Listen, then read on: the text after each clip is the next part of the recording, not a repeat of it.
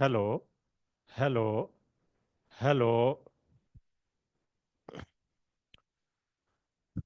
Hello students. आज की class में इस सेशन में हम लोग वर्क एनर्जी पावर जो चैप्टर है उसको स्टार्ट करेंगे। ठीक है। तो स्टार्टिंग में जो टॉपिक्स उसके मिलते हैं, work done by a force, work done bye constant force, work done by variable force, work done against gravitational force, ये सारे एस्पेक्ट्स को हम कवर करेंगे। ठीक है। तो चैप्टर का नाम है work energy power. Work energy and power. Work energy and power. तो चैप्टर की स्टार्टिंग तो वर्क टॉपिक से ही शुरू होती है। ठीक है। Work work topic. Work done. Work कौन करता है? वर्क जो है वो एक फोर्स करती है। ठीक है। एक फोर्स वर्क करती है। जब भी हम किसी ऑब्जेक्ट पे कोई फोर्स लगाते हैं तो पॉसिबिलिटी है कि वो फोर्स कुछ वर्क करेगी।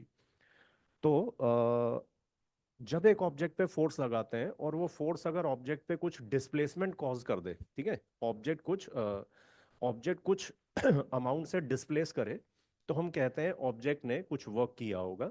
मैं लिख रहा हूं ये definition. Work, W.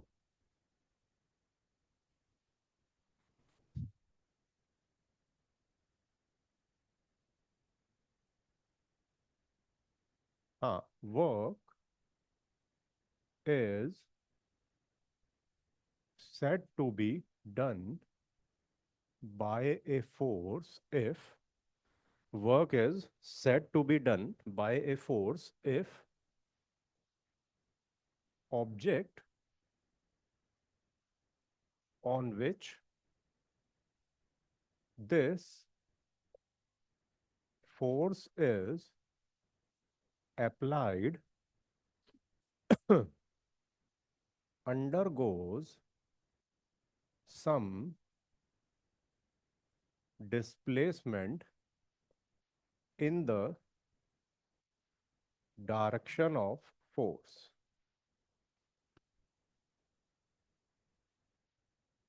Work is said to be done by a force if object on which this force is applied undergoes some displacement in the direction of force.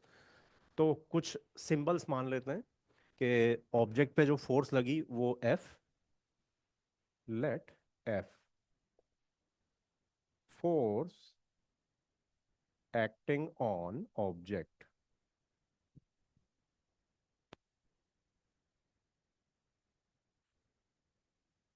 और लेटर से object की जो डिस्प्लेसमेंट है S।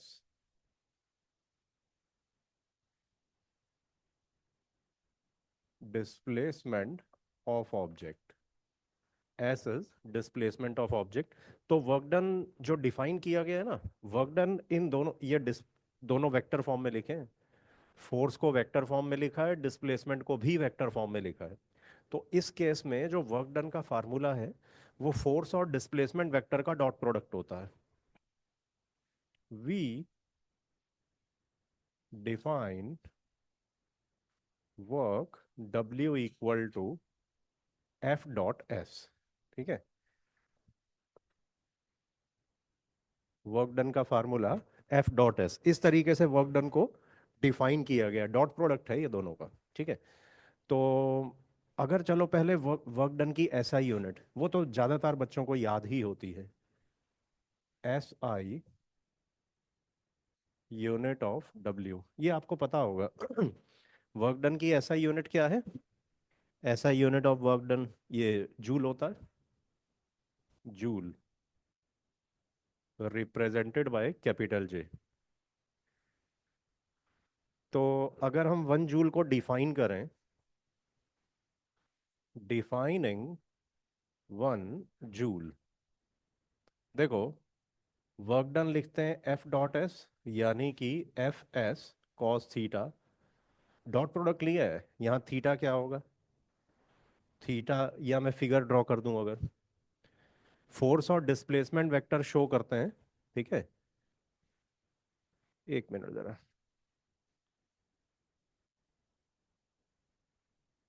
हाँ, force और displacement vector show किए।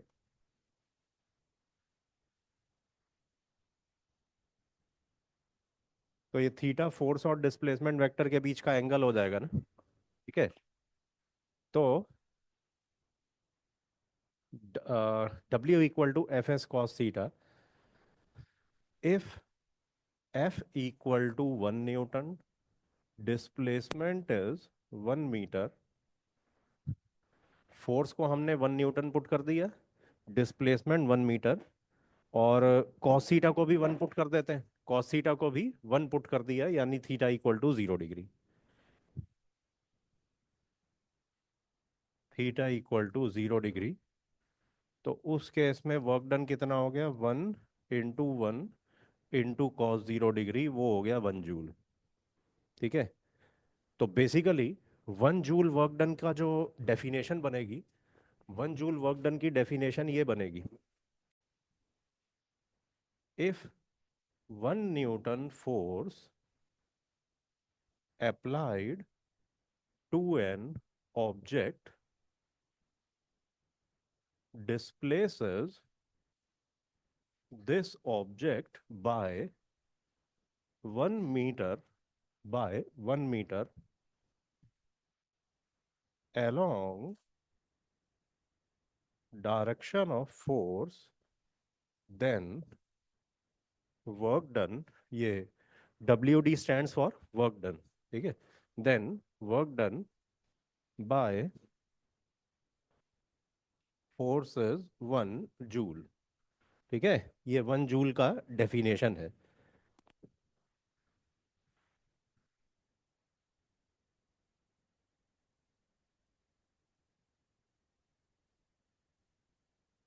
आगे चल रहे हैं, मतलब ये तो बहुत ही एक बेसिक्स थे ना। आगे चल रहे हैं।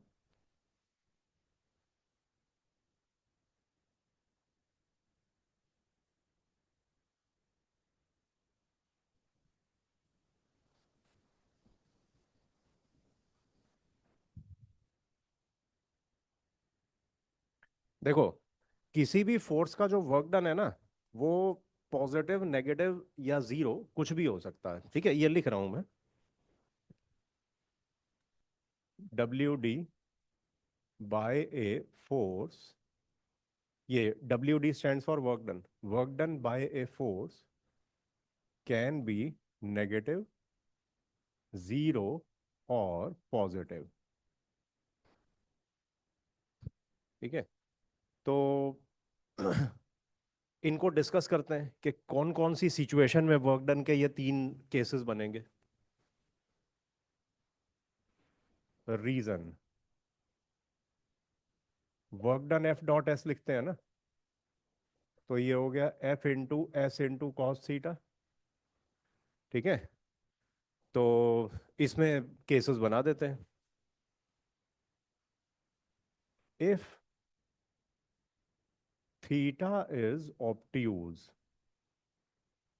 हो तो सकता है ना, अगर डिस्प्लेसमेंट और फोर्स के बीच का जो एंगल है ऑब्ट्यूज एंगल है। ऑब्ट्यूज एंगल यानी कि 90 और 180 के बीच में कुछ है, तो कॉस थीटा उस केस में नेगेटिव होता है, वर्क डन उस केस में माइनस में आएगा। If theta is obtuse, then W is negative. If theta acute, acute मतलब 0 और 90 के बीच की कुछ वैल्यू है उसकी, then work done would be positive. एक स्पेशल केस ना, जीरो वर्क डन का भी हो जाता है, क्या पता थीटा 90 हो। If theta equal to 90 degree, या डिस्प्लेसमेंट ही जीरो हो, क्या पता। थीटा 90 डिग्री है, फोर्स और डिस्प्लेसमेंट के बीच का एंगल, या डिस्प्लेसमेंट ही जीरो है, दोनों केसेस में वर्क डन जीरो आएगा। Then W is zero. ठीक है। चलो, ये तो हमने ऐसे थोड़ा मैथमेटिकली बस फार्मूले में ही वैल्यू डाल के सोच लिया, एफ एस कॉस थीटा में वैल्यूज डाल के विजुलाइज कर लिया। एक इसका कुछ रियल एग्जांपल ले लेते हैं। रियल एग्जांपल के, एक ही फोर्स है मान लो, एक ही टाइप की फोर्स है, उसका वर्क डन पॉजिटिव कब होगा, नेगेटिव या जीरो कब होगा।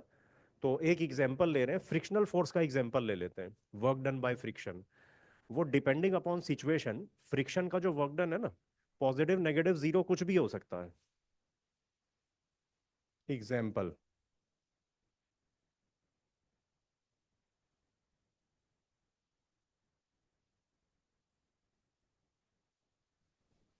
Work done by friction can be positive, negative और जीरो। इसके केसेस ले रहे हैं।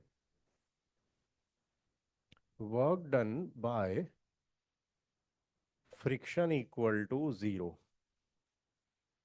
इसका एग्जाम्पल लेना है। कोई एग्जाम्पल बताना है जिसमें work done by friction zero हो। सोचो इसके बारे, सोच के बताओ।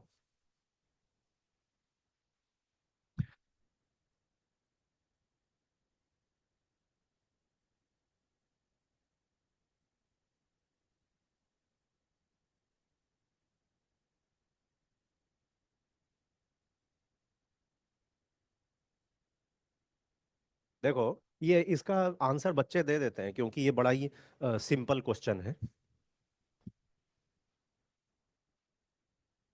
Work done by friction zero का एग्जाम्पल ले लेते हैं जब ऑब्जेक्ट की डिस्प्लेसमेंट ही जीरो हो। एक बड़ा सिंपल एग्जाम्पल है, देखो। एक ऑब्जेक्ट है, इस पे एक फोर्स लगा रहा है, ठीक है। बट यहाँ ऑब्जेक्ट और नीचे वाले सरफेस के बीच में फ्रिक्शन प्रेजेंट है, ठीक है। ब्लॉक और उसके नीचे वाले सरफेस के बीच में फ्रिक्शन प्रेजेंट है। और मान लो ये जो फोर्स, और जब भी हम फ्रिक्शन लेते हैं ना, जैसे हमने हमने इस ब्लॉक और सरफेस के बीच में कुछ फ्रिक्शन मान लिया, तो ये ऐसे केस में ब्लॉक को मोशन में लाने के लिए हमेशा कुछ मिनिमम फोर्स की जरूरत होती है, क्योंकि देखो फ्रिक्शन को ओवरकम तो करना ही पड़ेगा ना। अगर ब्लॉक को हमने मोशन में लाना है, फ्रिक्शन को ओवरकम करेंगे तभी ये मोशन में आएगा। पता चला ये फोर्स ही इतनी कम है कि फ्रिक्शन को ये ओवरकम ही नहीं कर पा रही है, ठीक है। फ्रिक्शन जितना लग रहा है उसको ओवरकम ही नहीं कर पा रही है ये फोर्स, तो ऑब्जेक्ट तो मूव ही नहीं करेगा। ये वो केस मान के चल रहा है। तो फ्रिक्शनल फोर्स जो है, फ्रिक्शनल फोर्स तो मोशन के ऑपोजिट होती है ना। तो फोर्स अगर टूवर्ड्स राइट है, फ्रिक्शन लगेगा टूवर्ड लेफ्ट। और और ये लिख देता हूं, block at rest, let force F is insufficient to cause motion. Let force F is insufficient to cause motion.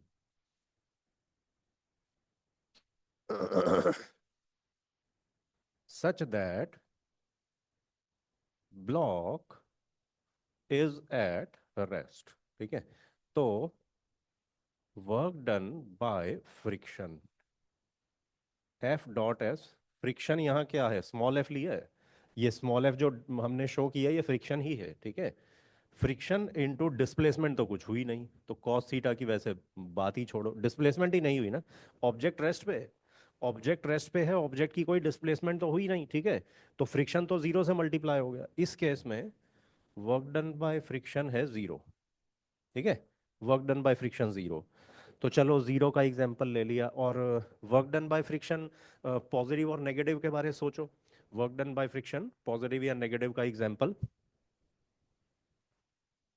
In fact एक ही एग्जांपल बताना, चलो एक ही एग्जांपल बताना है जिसमें work done by friction positive की सिचुएशन भी क्रिएट हो जाए और work done by friction negative की सिचुएशन भी क्रिएट हो जाए। एक सिंगल एग्जांपल देना है जिसमें work done by friction positive negative दोनों केसेस बन रहे हो, सोच के बताओ।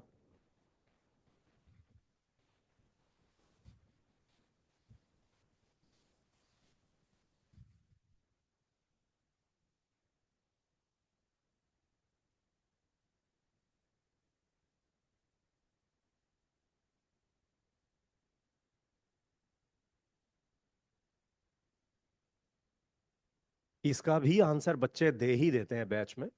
एक्चुअली लॉज ऑफ मोशन में कुछ केसेस दिखते हैं वो टू ब्लॉक सिस्टम वाले। फ्रिक्शन के टॉपिक में ना कुछ केसेस होते हैं मल्टीपल ब्लॉक्स वाले, टू ब्लॉक सिस्टम। फ्लोर के ऊपर एक ब्लॉक रखा हुआ है और इस ब्लॉक के ऊपर एक दूसरा ब्लॉक भी है, ठीक है। और फ्रिक्शन एग्जिस्ट कर रहा है, स्मूथ सरफेसेस नहीं है, फ्रिक्शन एग्जिस्ट कर रहा है, रफ सरफेसेस है। तो इस एग्जांपल में ना work done by friction positive negative दोनों केस क्रिएट हो जाते हैं। देखो एक एग्जांपल ले रहा है, ये सरफेस, इसके ऊपर दो ब्लॉक्स हैं, ऊपर वाला ब्लॉक है 5 kg मास का, नीचे वाला ब्लॉक 10 kg मास का। ठीक है, 1 मिनट जरा।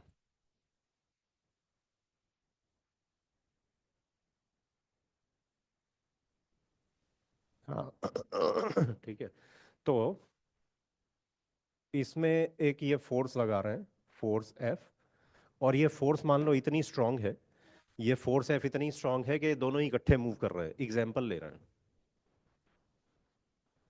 Late force F is such that both blocks move together, such that both blocks move together। ठीक है, और फ्रिक्शन मान लो हर सरफेस पे लग रहा है। ठीक है, तो फ्रिक्शन की अगर हम यहाँ पे डायरेक्शंस के बारे में सोचें ना, 10 kg पे जो ग्राउंड फ्रिक्शन लगा रहा होगा, ठीक है, 10 kg पे जो ग्राउंड है, फ्रिक्शन जो लगा रहा है ग्राउंड, 10 kg टूवर्ड्स राइट जा रहा है। 10 kg टूवर्ड्स राइट, तो ग्राउंड 10 kg पे फ्रिक्शन टूवर्ड लेफ्ट लगाएगा। 10 kg पे फ्रिक्शनल फोर्स लग रही होगी टूवर्ड्स लेफ्ट, इसको F1 लिख दिया। ठीक है, 10 kg पे जो फ्रिक्शन लग रहा है उसे डिनोट कर दिया F1 से। फिर अब अगर 5 kg पे फ्रिक्शन के बारे में सोचें, 5 kg पे फ्रिक्शन की डायरेक्शन सोच के बताओ। 5 kg पे फ्रिक्शन की डायरेक्शन।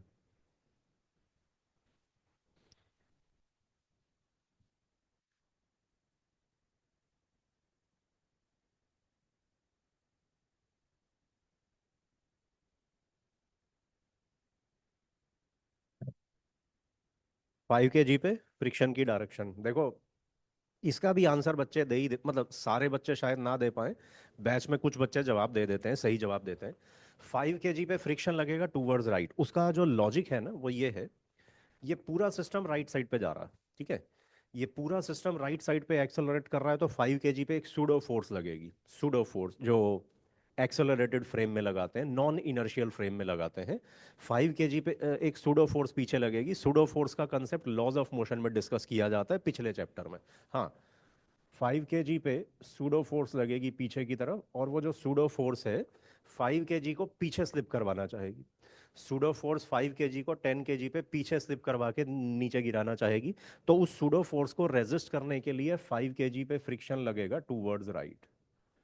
5 kg पे फ्रिक्शन लगेगा टूवर्ड्स राइट। ठीक है, और फिर 5 kg इस फ्रिक्शन का रिएक्शन भी करेगी 10 kg पे, वो अलग चीज़ है, उसकी अभी हम बात नहीं कर रहे हैं। क्योंकि जो हम एग्जाम्पल देना चाह रहे हैं ना, work done by friction positive और नेगेटिव, वो पर्पज इतनी इतने डिस्कशन से ही सॉल्व हो रहा है। अब देखो, अ, अगर हम 10 kg ब्लॉक की बात करें, 10 kg पे फ्रिक्शन टूवर्ड्स लेफ्ट है। 10 kg पे फ्रिक्शन टूवर्ड्स लेफ्ट है और 10 kg जा रहा है राइट साइड पे। 10 kg पे friction towards left, 10 kg right side पे जा रहा है। तो फ्रिक्शन और डिस्प्लेसमेंट ऑपोजिट डायरेक्शन में हो गए। इस पे फ्रिक्शन टूवर्ड्स लेफ्ट, 10 kg की डिस्प्लेसमेंट टूवर्ड्स राइट। फोर्स और डिस्प्लेसमेंट ऑपोजिट डायरेक्शन में हो गई, work done by friction negative आ जाएगा। 10 kg पे work done by friction negative आ जाएगा, ये लिख रहा हूँ पूरा। For 10 kg block, friction F1 to left, displacement to right. Displacement उसकी राइट साइड पे है।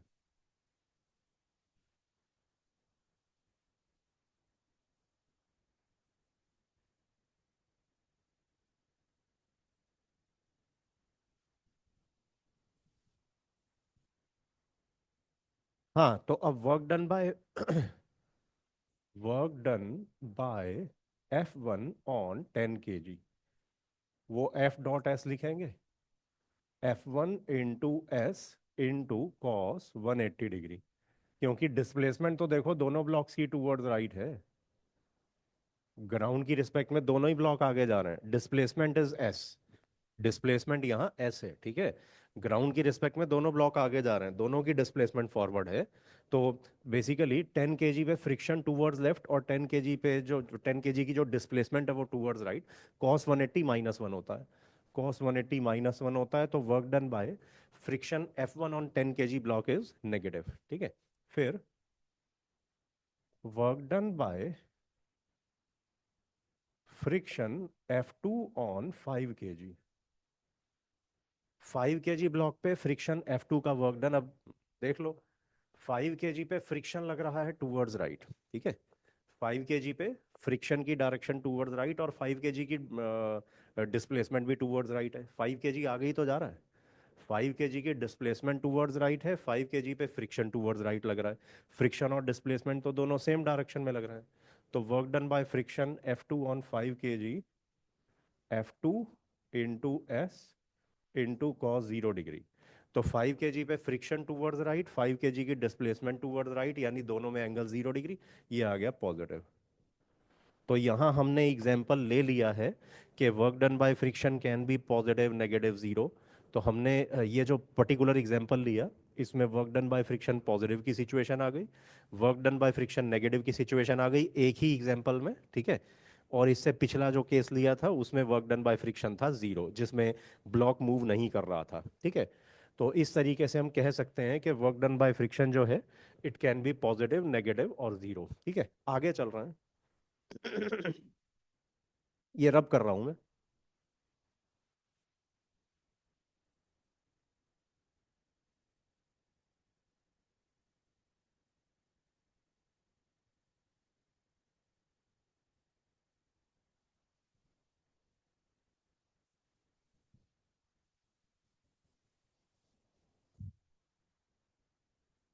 हाँ, आगे प्रोसीड करते हैं।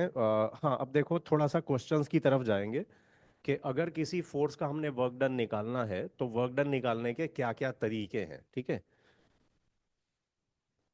Methods to find work done by a force. देखो, वर्क डन का फार्मूला, वर्क डन का फार्मूला तो ये लिखते हैं ना, F.S। लेट अस से दिस इज इक्वेशन 1। मतलब अगर हमें अगर हमें मतलब काफी सारे क्वेश्चंस होते हैं जिसमें फोर्स और डिस्प्लेसमेंट ना वेक्टर फॉर्म में दिए होते हैं। कई क्वेश्चन होते हैं जिसमें फोर्स वेक्टर फॉर्म में दिया है, आई कैप, जे कैप, के कैप। डिस्प्लेसमेंट भी वेक्टर फॉर्म में दी है, ठीक है। तो फोर्स और डिस्प्लेसमेंट का डॉट प्रोडक्ट लेके ही वर्क डन आ जाएगा। इसको लिख दिया इक्वेशन 1। मगर सारे क्वेश्चन ऐसे नहीं हो पाते हैं। सारे क्वेश्चन ऐसे नहीं है कि फोर्स और डिस्प्लेसमेंट का डॉट प्रोडक्ट ले लिया, काम खत्म ना। कुछ और क्वेश्चंस होते हैं जिसमें वर्क डन के कुछ और अप्रोच का इस्तेमाल करना पड़ता है। देखो, वर्क डन, इसको अब लिख देते हैं F S cos थीटा, ठीक है। डॉट प्रोडक्ट का फार्मूला लगा दिया, F S cos थीटा। अब इसको ऐसे लिख देते हैं, F into S cos theta, ठीक है। F into S cos theta इस फॉर्म में लिख दिया।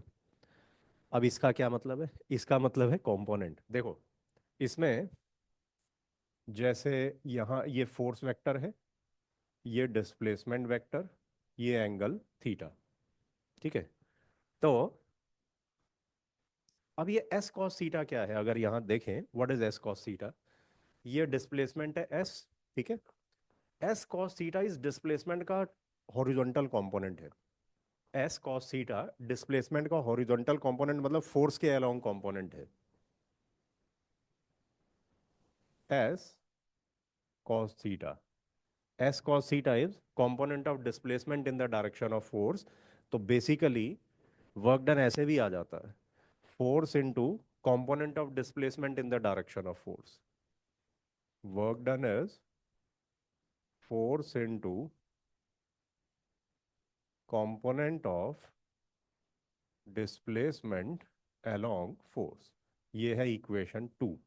इक्वेशन 2 इन द सेंस के कई बार ऐसा होगा कि हमें ना क्वेश्चन में फोर्स का मैग्नीट्यूड पता होगा, फोर्स का मैग्नीट्यूड पता है, और component of displacement along force पता है। मतलब ये दो चीजें पता है, ठीक है। फोर्स के बारे पता है और component of displacement along force पता है, ये दो पैरामीटर्स पता है। तो इन दोनों को मल्टीप्लाई करके वर्क डन आ जाता है, ठीक है। एक वर्क डन निकालने का तीसरा तरीका भी है। ये जो एफ एस कॉस थीटा लिखा ना, अब ये कॉस थीटा को एफ के साथ ले लिया, कॉस थीटा को फोर्स एफ के साथ ले लिया, ठीक है। इससे होगा क्या, ये बताओ। अब ये कॉस थीटा को अगर एफ के साथ ले लिया तो इससे क्या हो जाएगा?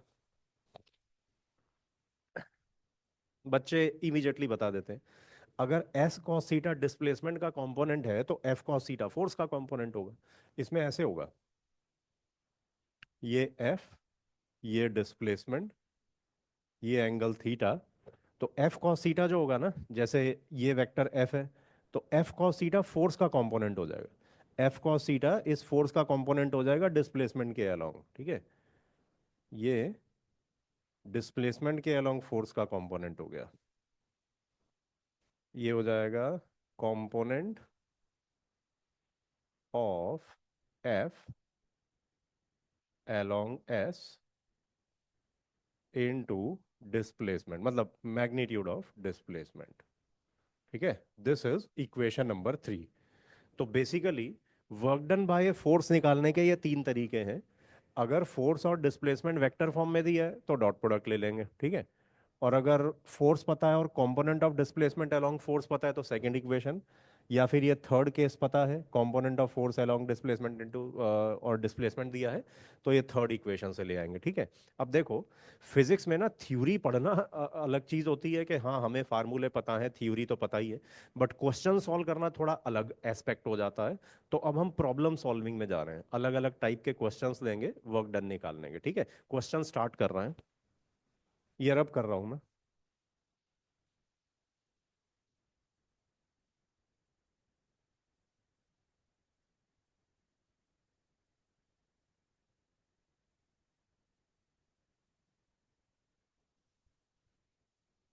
हाँ, क्वेश्चन लिख रहा हूं मैं।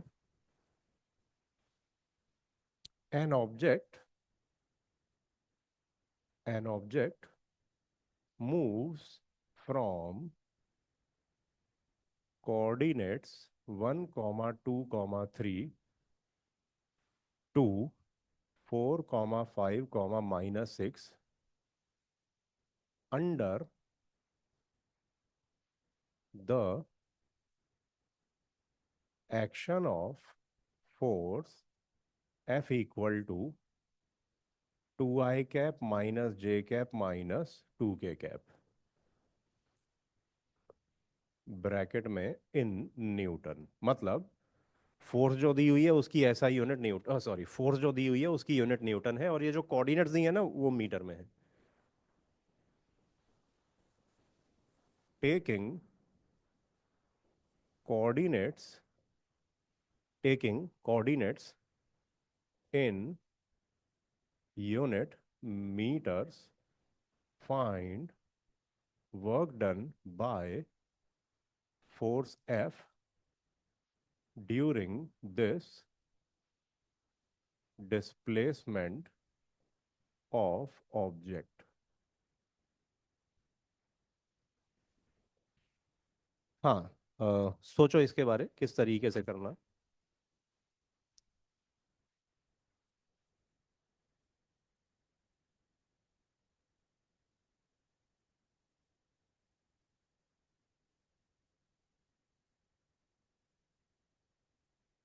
मैं 1 मिनट में आ रहा हूँ, उसके बाद हम इसको डिस्कस करेंगे।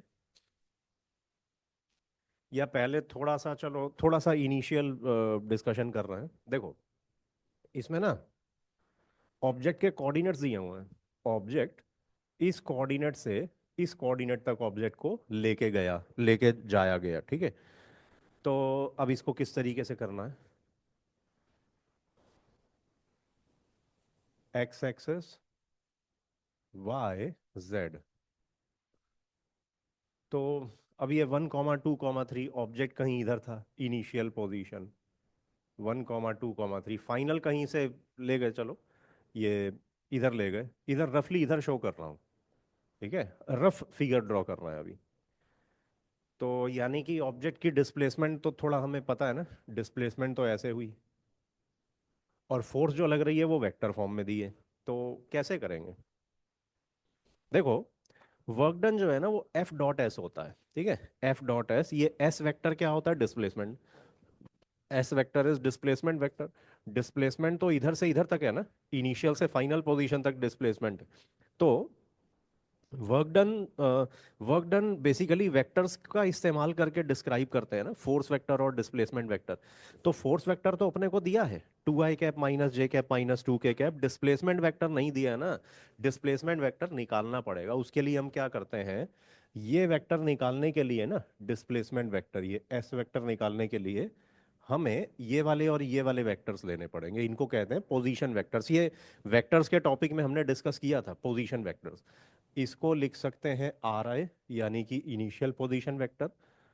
इसको लिख सकते हैं R F, final position vector. तो इन दोनों पोजीशन वेक्टर्स का इस्तेमाल करके डिस्प्लेसमेंट वेक्टर आ जाएगा। डिस्प्लेसमेंट वेक्टर आ गया, फोर्स वेक्टर क्वेश्चन में दिया ही है।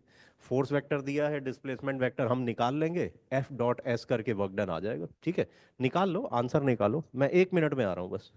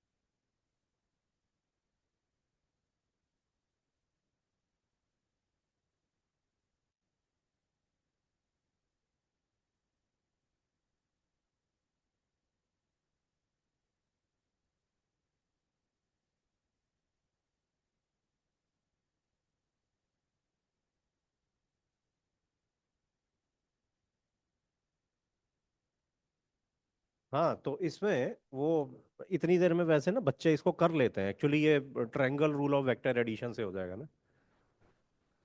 Initial position vector R I,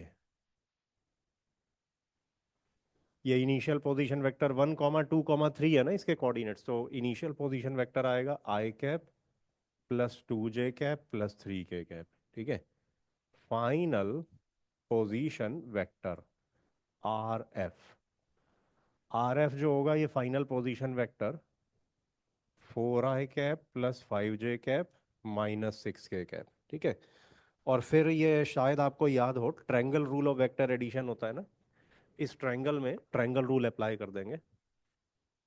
bye triangle rule of vector addition, ये R I vector plus S vector equal to R F vector.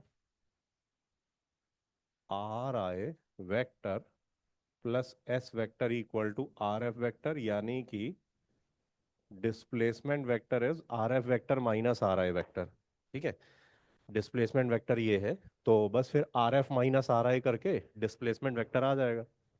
R F minus R I gives 3i cap plus 3j cap minus 9k cap. I cap के coefficient से I cap का coefficient minus करते हैं, J cap के coefficient से J cap का coefficient minus करते हैं, ऐसे ही के कैप के लिए। ठीक है, तो डिस्प्ले वैसे ना ये स्टैंडर्ड फार्मूला है, मतलब मैंने तो ऐसे बड़ा ये ट्रायंगल बना के ट्रायंगल रूल लगाया। बच्चों, ज़्यादातर बच्चों को तो ये याद ही होता है। किसी भी ऑब्जेक्ट का जो डिस्प्लेसमेंट वेक्टर है वो final position vector minus initial position vector होता है। It's a standard formula. ठीक है, हाँ, डिस्प्लेसमेंट आ चुका है, एंड फोर्स तो अपने को दी ही है। फोर्स है 2i cap minus J cap minus 2k cap. तो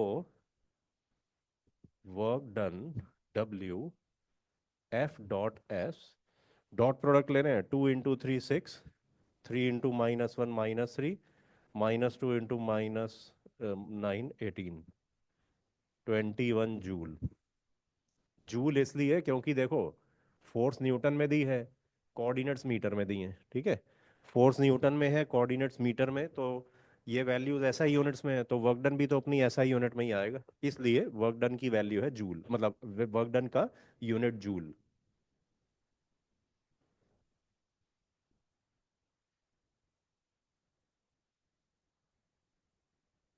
आगे चल रहे हैं, रब कर रहा हूँ इसको।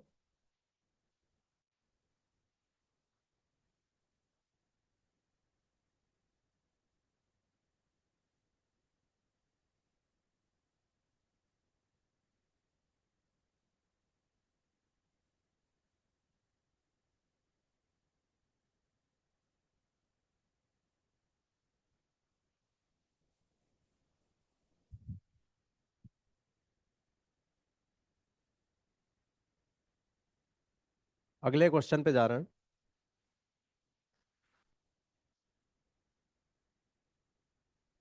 ये एक इंक्लाइंड प्लेन है।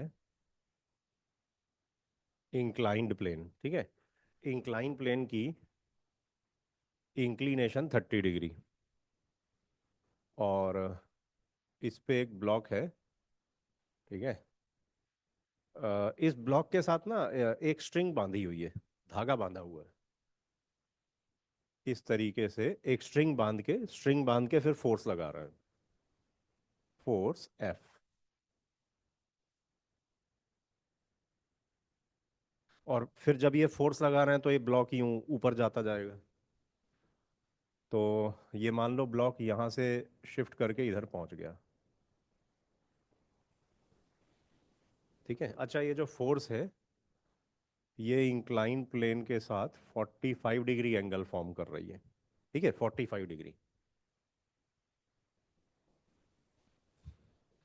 और ये ना ब्लॉक की पोजीशंस हैं, ये ब्लॉक की पोजीशन है और ऊपर वाली position B, position A, position B.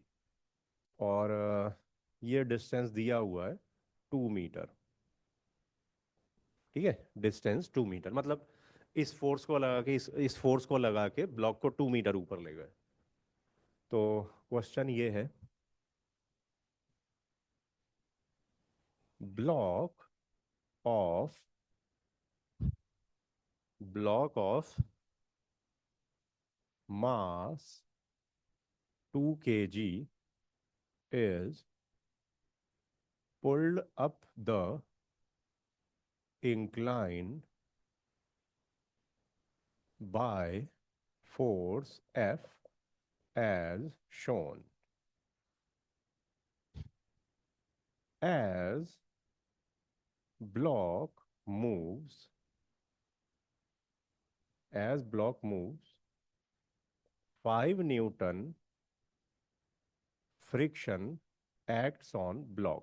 ये क्वेश्चन में दिया है, as block moves 5 Newton friction acts on block during displacement of block from A to B. Find work done by, first part, applied force F, normal reaction on block, ठीक है। और third और fourth part इधर लिख रहा हूँ। Third, friction, मतलब work done by friction on block. Fourth part, gravity, ठीक है, वर्क डन बाय ग्रेविटी। हाँ, इसके बारे सोचो 1 मिनट, बाकी मैं 1-2 मिनट में इसका जो है सॉल्यूशन शुरू करूंगा। सोचो इसके बारे।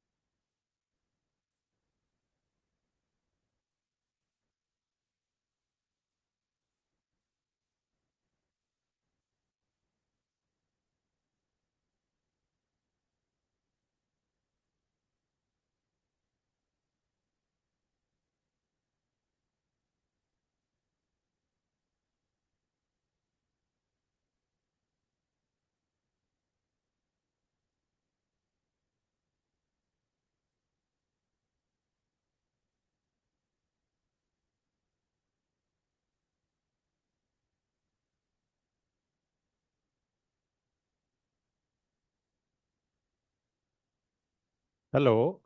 हेलो। हाँ तो देखो, एक्चुअली इतना टाइम तो मैं क्लास में देता ही हूँ बच्चों को सोचने के लिए। थोड़ा 1-2 मिनट वो खुद अपना दिमाग लगाएं, उसके बाद हम फिर शुरू करते हैं। देखो, इसमें ना work done by applied force, सीधा सीधा वर्क डन का फार्मूला ही लगाना है वैसे तो। First part, work done bye F. Work done क्या लिखते हैं? फोर्स इनटू डिस्प्लेसमेंट लिखते हैं। ठीक है।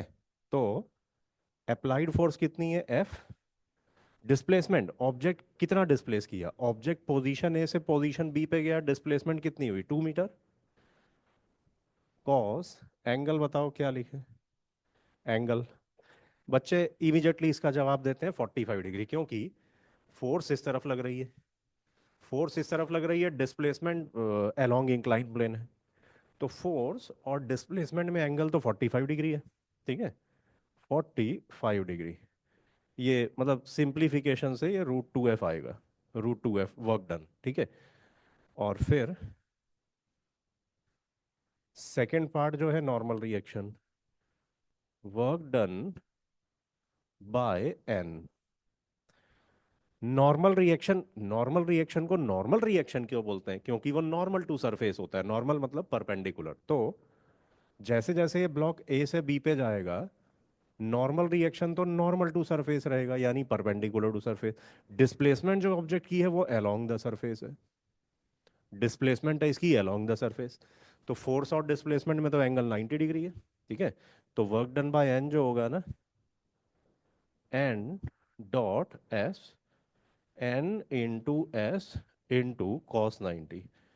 तो ये तो हमने डिस्कस किया ही था।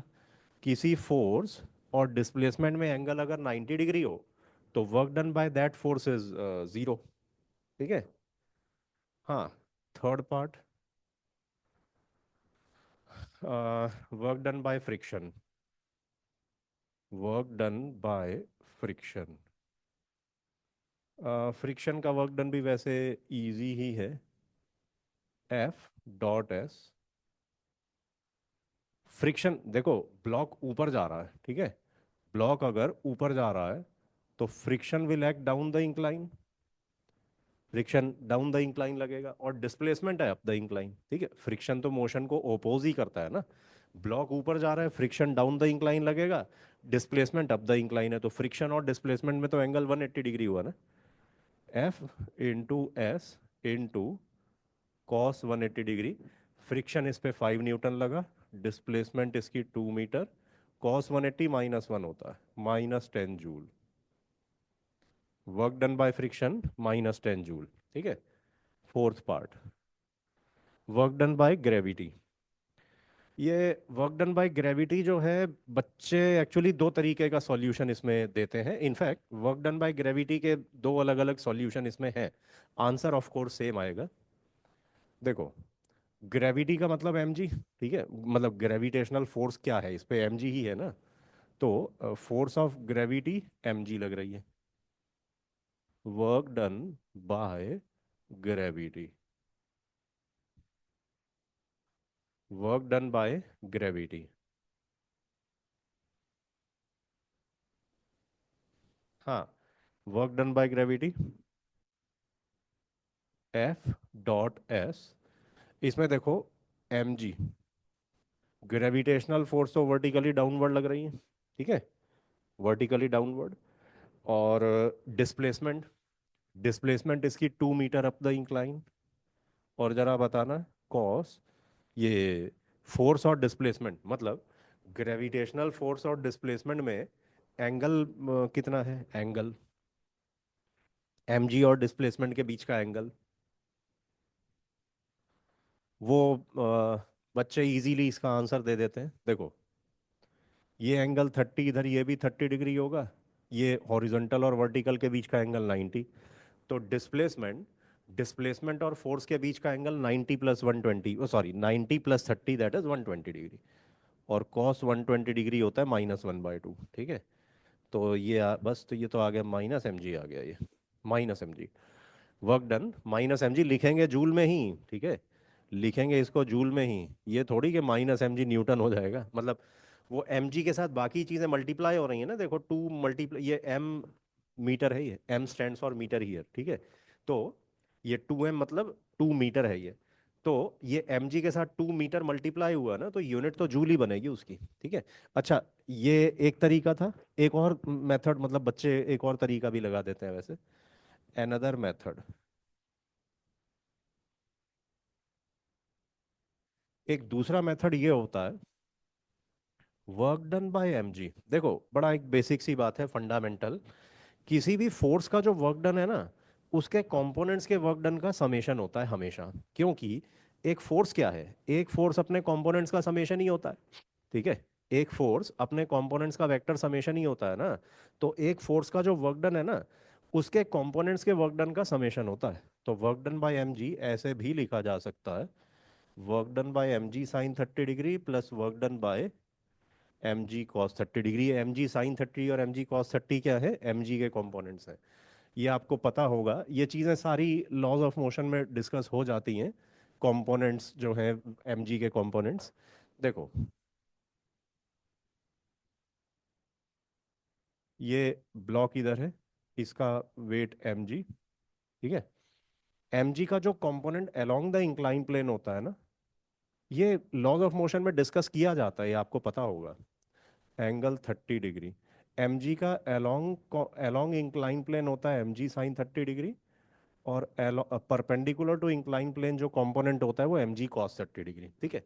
तो फिर अच्छा, ब्लॉक को पोजीशन ए से पोजीशन बी पे ले गए, डिस्प्लेसमेंट इसने की 2 मीटर,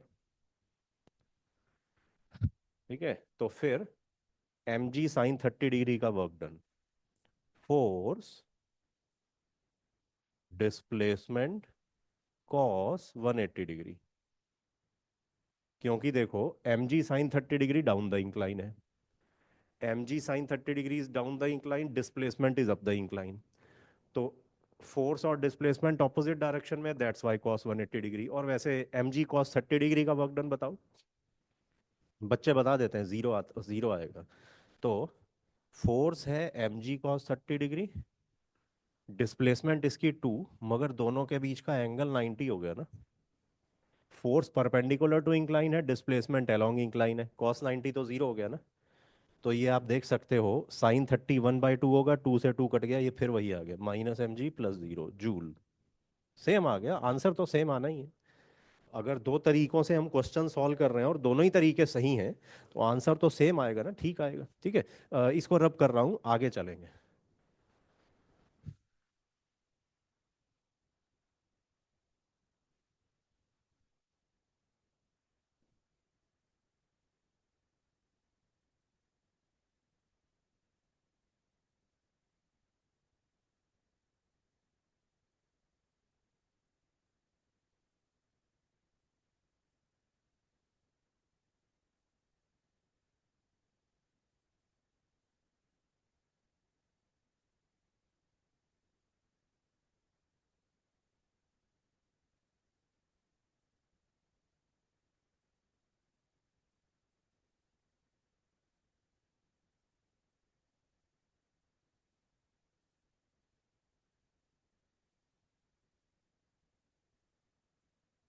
हाँ, आगे प्रोसीड कर रहा है।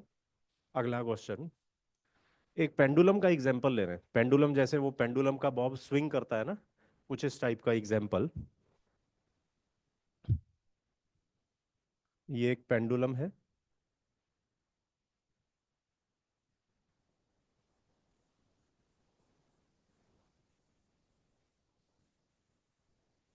ठीक है। पेंडुलम ऐसे स्विंग कर रहा है, ये है बॉब की पोजीशन ए, ये बी, ये सी, ये angle theta,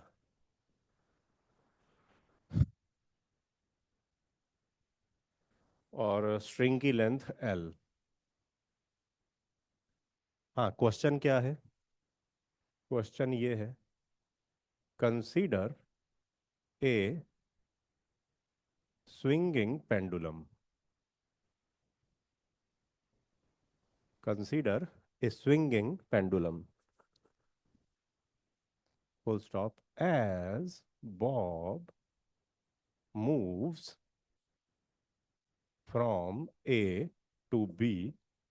As Bob moves from A to B, find work done by first part, tension in string, second part, gravity. ठीक है. Take mass of Bob equal to m. Take mass of Bob equal to m. हाँ, इसके बारे सोचो किस तरीके से करेंगे.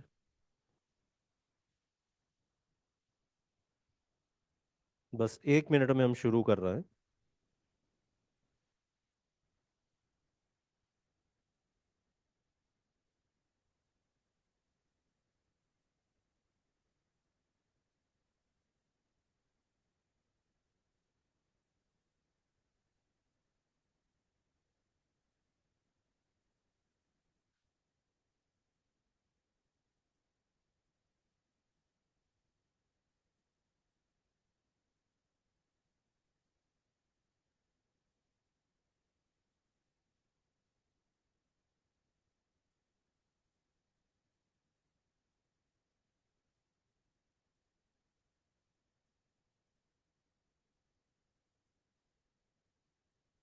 हाँ देखो, work done by tension in string की बात करें ना, टेंशन का वर्क डन, तो टेंशन का वर्क डन यहाँ आ जाएगा 0.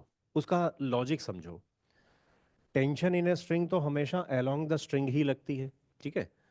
तो जैसे जैसे ये ब्लॉक मूव, जैसे जैसे बॉब मूव करेगा, एक किसी इसकी इंटरमीडिएट पोजीशन की बात कर रहे हैं. लेट अस से इधर ये ऐसे इंटरमीडिएट पोजीशन. ठीक है, मतलब ए और बी के बीच की कोई position. Tension along the string है. ठीक है. और जो डिस्प्लेसमेंट है, स्मॉल डिस्प्लेसमेंट, ये बॉब यूं नीचे आ रहा है ना, तो किसी भी इंस्टेंट पे बॉब की डिस्प्लेसमेंट तो अलोंग टेंजेंट है, क्योंकि जब कोई ऑब्जेक्ट किसी कर्व के अलोंग जाता है, कर्व के अलोंग जाता है, तो वो स्मॉल डिस्प्लेसमेंट अलोंग टेंजेंट ही तो लेते हैं. तो इस बॉब की जो डिस्प्लेसमेंट है वो ऐसे अलोंग टेंजेंट. तो देखो, हर इंस्टेंट पे फोर्स और डिस्प्लेसमेंट म्यूचुअली परपेंडिकुलर है. ठीक है. एफ और डी एस परपेंडिकुलर है ना. डी एस मतलब स्मॉल डिस्प्लेसमेंट, मतलब एक टोटल डिस्प्लेसमेंट को एस से डिनोट करते हैं. टोटल डिस्प्लेसमेंट एस होती है, मगर स्मॉल डिस्प्लेसमेंट के लिए डी एस यूज़ किया जाता है. तो किसी भी इंटरमीडिएट पोजीशन पे बात करें तो आप देखो, फोर्स और डिस्प्लेसमेंट जो है दे आर म्यूचुअली परपेंडिकुलर. तो हर हर इंस्टेंट पे वर्क डन बाय टेंशन 0 है. तो यहाँ से लेके यहाँ तक total work done by tension भी तो 0 आ जाएगा ना. ठीक है. देखो, जो फर्स्ट पार्ट है ना, total work done by tension equal to sigma work done by tension during each small displacement. ये सिग्मा का मतलब समेशन होता है. ठीक है. जब हम सिग्मा लगाते हैं यानी सिंपल एडिशन हो रहा है. ठीक है. तो sigma work done by tension during each small displacement, मतलब ये टेंशन ऐसे ये मतलब जैसे जैसे ब्लॉक, ऐसे जैसे जैसे बॉब यूं धीरे धीरे इधर आ रहा है ना, तो हर छोटी छोटी डिस्प्लेसमेंट में जो वर्क डन है, ठीक है, स्मॉल वर्क डन, उसका हम सिग्मा कर देंगे, मतलब ऐड कर देंगे. सारे वर्क डन्स को ऐड कर देंगे. यहाँ कुछ वर्क डन हुआ होगा, यहाँ कुछ वर्क डन, यहाँ कुछ वर्क डन, ऐसे छोटे छोटे वर्क डन्स को ऐड कर देंगे.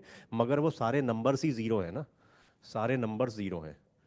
सिग्मा ऑफ, 1 मिनट ये भी लिख देता हूँ.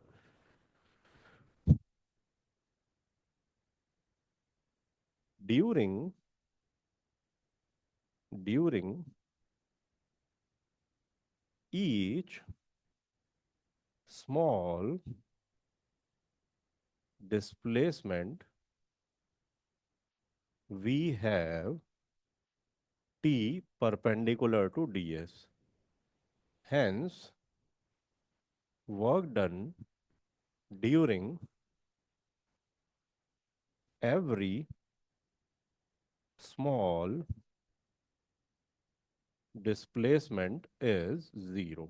ठीक है।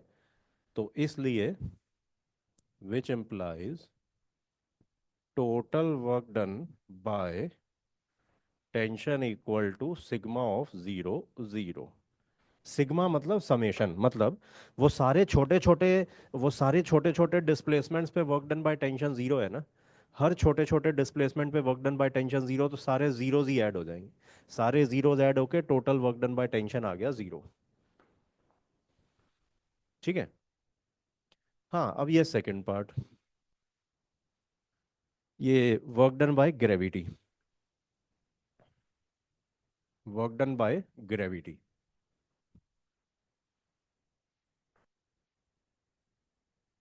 ये वर्क डन बाय ग्रेविटी किस तरीके से आता है, इसका एक अलग तरीका है। देखो, ग्रेविटेशनल फोर्स mg है ना, मतलब ग्रेविटी जो फोर्स लग रही है वो तो mg है, which is vertically downward. Work done by gravity, उसको ऐसे लिख लेते हैं, देखो, force into component of displacement along force. Force into component of displacement along force. हमने वर्क डन निकालने के तीन अप्रोचेस डिस्कस की थी ना। वर्क डन की तीन अप्रोच डिस्कस की थी। एक था work done by force F dot S है, या work done by force force into component of displacement in the direction of force, या फिर displacement into component of force along displacement. ये तीन अप्रोचेस थी, तीन इक्वेशंस लिखी थी जो सेशन के स्टार्टिंग में लगभग। ठीक है। तो उनमें से ये वाली अप्रोच यूज कर रहे हैं, force into component of displacement along force. Force कितनी लग रही है ऑब्जेक्ट पे, mg। ठीक है। Component of displacement along mg अब क्या होगा, देखो, mg वर्टिकली डाउनवर्ड लग रहा है। ठीक है। mg वर्टिकली डाउनवर्ड लग रहा है, वैसे तो ऑब्जेक्ट इस सर्कल के आर्क के अलोंग मूव कर रहा है। ऑब्जेक्ट सर्कल के आर्क के अलोंग मूव कर रहा है, ठीक है, आर्क के अलोंग जा रहा है। मगर mg वर्टिकली डाउनवर्ड है ना, तो displacement in the direction of force means vertical displacement. Displacement in the direction of force means vertical displacement, क्योंकि mg वर्टिकल है। ठीक है। Displacement in the direction of force ये होगी, this would be displacement in the direction of force. ये geometry से निकल जाएगा। इसको ऐसे निकालेंगे, देखो, ये एंगल थीटा, स्ट्रिंग की लेंथ तो एल है ना, तो ये लेंथ एल हो गई। अब इतनी अगर हम लेंथ y मान लेना, ये ट्रिग्नोमेट्री से निकल जाती है, देखो, ये y by L will be cos theta. ये y अपॉन एल, y इस राइट एंगल ट्रायंगल में, ठीक है, इस राइट एंगल ट्रायंगल की बात कर रहे हैं। इस राइट एंगल ट्रायंगल में y upon L is cos theta, तो y equal to L cos theta. y equal to L cos theta. तो basically total vertical displacement L है, टोटल हाइट एल, जिसमें से ये वाली जो पोर्शन है y, अगर इसको माइनस कर दें तो ये एल माइनस वाई ही तो आया। mg वर्टिकली डाउनवर्ड है, और ऑब्जेक्ट की displacement in the direction of mg, in the direction of force तो एल माइनस वाई है। ठीक है। L L minus Y. ठीक है। Force into component of displacement in the direction of force. तो displacement in the direction of force, तो हमें geometry से ये टोटल डिस्टेंस एल माइनस ऊपर वाला वाई, एल माइनस वाई हो गया। ठीक है। तो M G into L minus Y की वैल्यू ये, वाई की वैल्यू ये एल कॉस थीटा। बस ये आ गया। Work done by gravity is M G L into one minus cos theta. ठीक है। ये वर्क डन बाय ग्रेविटी निकालना थोड़ा ट्रिकी पोर्शन था, थोड़ा सा ट्रिकी था, क्योंकि इसमें वो जो हमने तीन फार्मूले डिस्कस किए उसमें से एक फिट हो गया ना। ठीक है। तो work done by gravity during this process is M G L into one minus cos theta. तो ये आपने नोट कर लिया होगा। तो अभी और वर्क डन बाय फोर्स का डिस्कशन करेंगे फर्दर। अभी फिलहाल ये सेशन मैं यहीं स्टॉप कर रहा हूँ, यहीं से अभी मैं इस चैप्टर को आगे कंटिन्यू करूंगा अगले सेशन में। ठीक है। Okay, have a nice day, enjoy your day, bye.